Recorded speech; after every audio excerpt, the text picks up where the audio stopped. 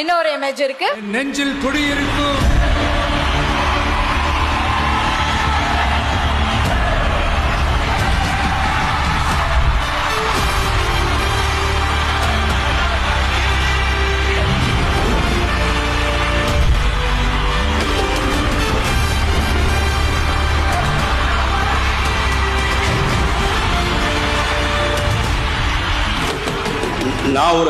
நான் ஒரு போஸ்ட்மேன் மாதிரி உங்களுடைய இந்த கரகோஷத்தை அவர்கிட்ட கொண்டு போய் சேர்க்க போறேன்.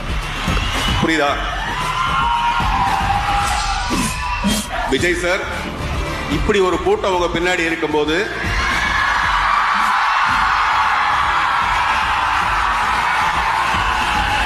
கலங்காதீங்க, தைரியமா இருங்க.